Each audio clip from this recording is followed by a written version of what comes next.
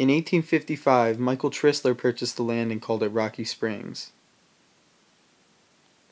Here, he built a brick 2.5-story hotel and used the grounds for picnics for the first 20 years.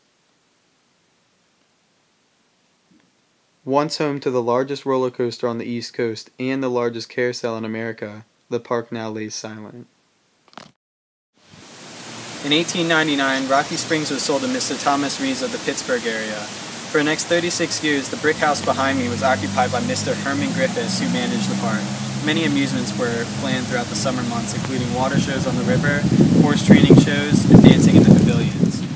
Behind me is the bandstand, and when visitors would come to Rocky Springs Amusement Park, there would be a band playing and music playing as they would walk in and walk down the trail to the amusement park rides. Being such a big hit with people from Lancaster City, there were many forms of transportation, public and private obviously, they could drive here, but there were 2 trolley tracks that came from the city and 3 ferries by the Conestoga. And then behind me there's actually 1 bus stop that would take you right here to Rocky Springs. Now these roller coaster seats weren't originally here, but there was an auction in 1984 that sold off all the rides, and these actually were one of the things that weren't sold. These are original tickets that you would actually use and give to either buy food or ride a ride. And it doesn't say how much that they were, but we've looked and it's around maybe a quarter or something like that for 6. So yeah, it was pretty cheap. And as you can see, these roller coaster seats actually don't even have a strap, you just hold on to the bar. So this was way before amusement park regulations. So you can only, start to see what it was like back then to ride rides and go to amusement parks.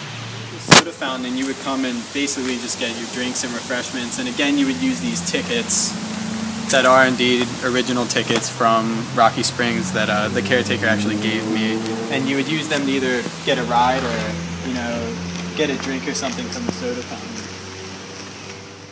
Behind me is Pennyland. This was the arcade of the amusement park, and the cool thing about this is that it really was Pennyland. The games really did cost a penny, and yeah, the person who is in charge of the bed and breakfast actually today just told me that in 1943 there's kind of a weird story that they found a 1962 penny in the arcade in 1943.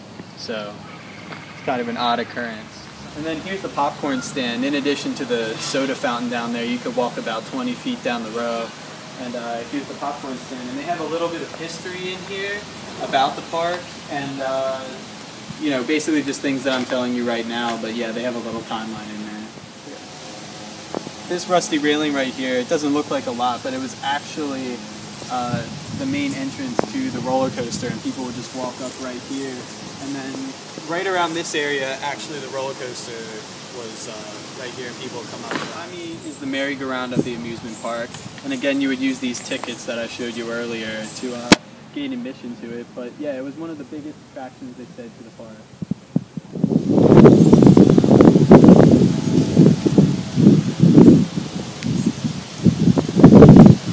So the merry-go-round is about as far as the amusement park goes today. In 1972, the Hurricane Agnes actually wiped out all of the amusement parks, rides, and stands that laid back here and in the yard that we just showed you.